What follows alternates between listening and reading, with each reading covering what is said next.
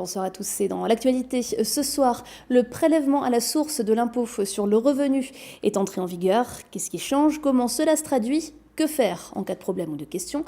Éléments de réponse dans ce JT. Connaissez-vous le bretzel de Nouvel An? Nous prendrons la direction de Lauterbourg à la découverte ou à la redécouverte de cette tradition bien alsacienne. Et puis avec cette nouvelle année, nombreux sont ceux qui prennent des résolutions allant vers le zéro déchet. Parmi les adeptes de l'anti-gaspi, une couturière de Haguenau qui s'est lancée dans la confection d'essuie-tout et lingettes lavables. C'est une petite révolution.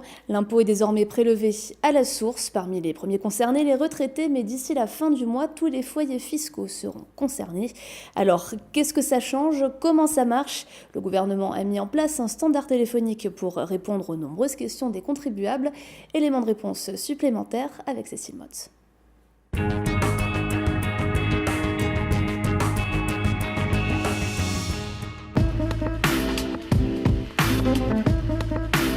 Payer ni plus ni moins d'impôts sur le revenu, mais simplement le payer différemment.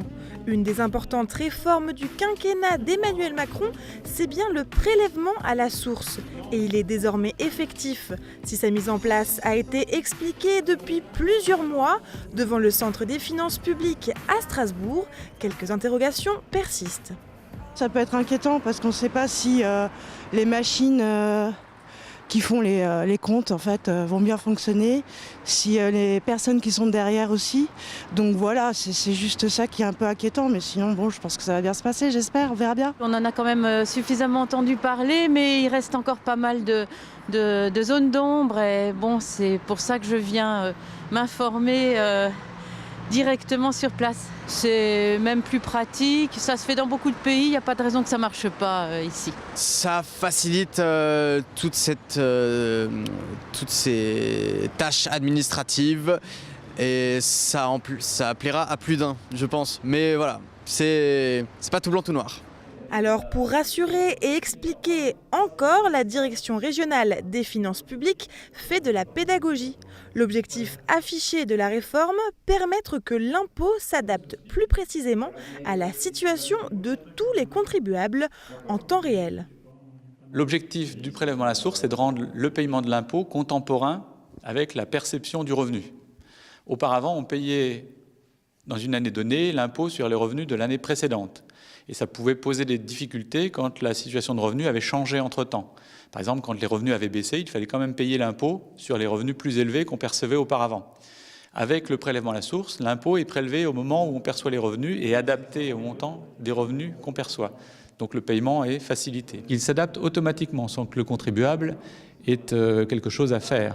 C'est l'employeur qui applique le taux à un revenu qui peut varier. Les contribuables continueront à faire leur déclaration de revenus tous les ans comme ils le font aujourd'hui et le taux sera calculé, recalculé, adapté donc chaque année et envoyé au collecteur pour adapter le prélèvement à la source à la situation du moment.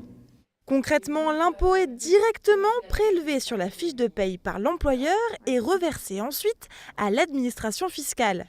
Les entreprises et les comptables ont dû adapter leur logiciel et travaillent sur la transition depuis plusieurs mois. Nous, ça change beaucoup de choses. Ça fait 2 ans qu'on se prépare à ce changement. Ça a eu beaucoup d'impact sur nos logiciels de paye. Puisque maintenant on est obligé de faire toutes les fiches de paye via un véhicule qui s'appelle la DSN.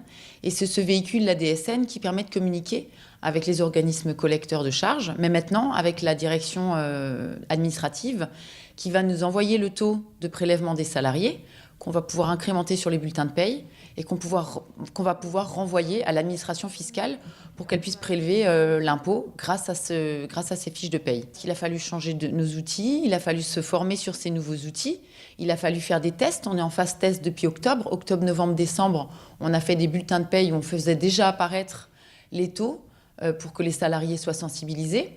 Et puis maintenant, on va passer à la phase réelle, donc ça implique aussi plus de vérification. Ça implique aussi des manipulations supplémentaires pour récupérer ces taux tous les mois de l'administration fiscale. C'est une fiche de paye un peu plus complexe. Pour mieux comprendre cette réforme, un numéro a été mis en place par l'administration fiscale. C'est le 0809 401 401, en plus du site internet impôt.gouv.fr. Avant de passer aux galettes des rois, je vous propose de rester encore un peu dans l'ambiance du réveillon. Connaissez-vous le bretzel de Nouvel An ? Fanny Kunz est allée à la rencontre d'un boulanger de Lauterbourg qui perpétue cette tradition bien alsacienne. Un boulanger aurait été puni par le roi et pour se faire pardonner, le pauvre boulanger aurait réalisé un gâteau à travers lequel il était possible de voir 3 fois le soleil. C'est ainsi que le bretzel du Nouvel An serait né. À Lauterbourg, le boulanger Christophe Gressel perpétue la tradition, parfois oubliée, de cette brioche du premier jour de l'an.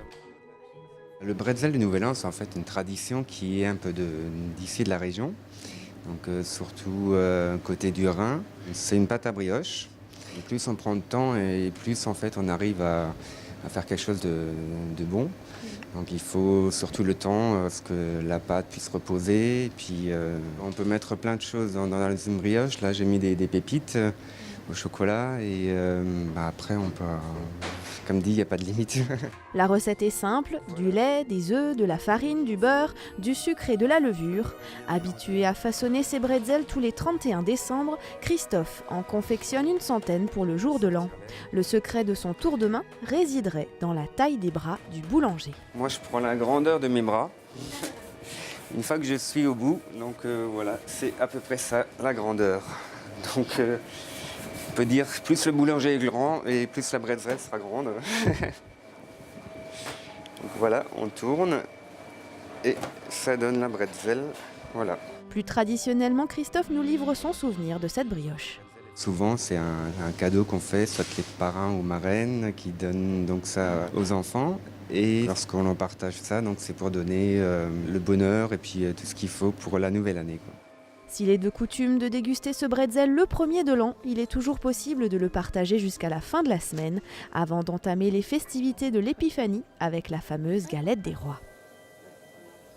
Parmi les bonnes résolutions de ce début d'année, le zéro déchet et l'anti-gaspillage ont souvent la cote. Et si vous remplacez lingettes et essuie-tout jetables par du lavable, reportage chez une couturière de Haguenau qui s'est lancée dans la production, et la demande est grande, Fanny Kunz. Sultane est couturière. Après une reconversion professionnelle en 2017, elle ouvre son entreprise à Haguenau pour s'adonner pleinement à sa passion, la couture. Elle commence à proposer des ateliers de couture et présente ses propres créations. Depuis quelques mois, elle est à l'initiative d'une ligne de produits réutilisables comme des lingettes démaquillantes, des rouleaux de papier essuie-tout. Elle était loin de se douter du succès qu'elle allait rencontrer. J'ai commencé à faire des lingettes pour moi, pour les enfants, et peu à peu autour de moi, à les offrir aux copines. Et finalement, j'avais aussi beaucoup de demandes dans les ateliers. On me demandait à fabriquer ces lingettes lors d'ateliers de couture. Et c'est les objets qu'on consomme le plus, de façon un peu mécanique, automatique. Et finalement, on se rend compte que c'est des choses qu'on peut facilement remplacer par un produit durable. Et donc, faire moins de déchets, moins de pollution et avoir une autre façon de consommer. Sensible à la démarche zéro déchet, Sultane réutilise des tissus ou détourne certains vêtements pour en créer d'autres. Elle s'efforce également de concevoir des produits avec des tissus respectueux pour la peau et l'environnement. Un tissu souvent de bonne qualité, en plus de ça, pourquoi le jeter alors qu'on peut le transformer et lui donner une nouvelle vie. Alors il y a un peu la notion d'émotion aussi derrière, parce que quelque chose, un tissu, un habit auquel on tient pour diverses raisons, on peut aussi vouloir lui donner une nouvelle vie, et puis en plus c'est écologique, donc ça fait moins de déchets.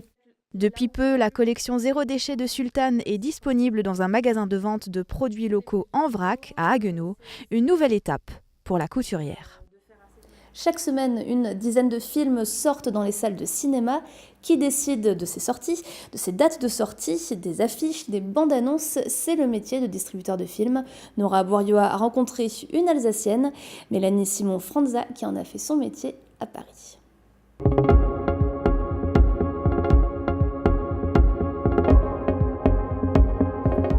L'été 2015, Mélanie Simon-Franza découvre un festival de documentaires en Ardèche. Elle en sort bouleversée par Homeland Irak année 0.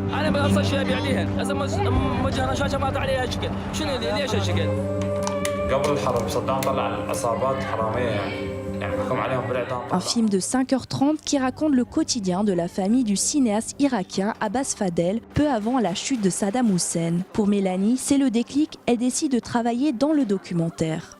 Parce que je veux que les gens puissent découvrir les films comme moi j'ai pu le découvrir, mais je ne savais pas quel métier faisait ça. Vraiment, je ne savais pas.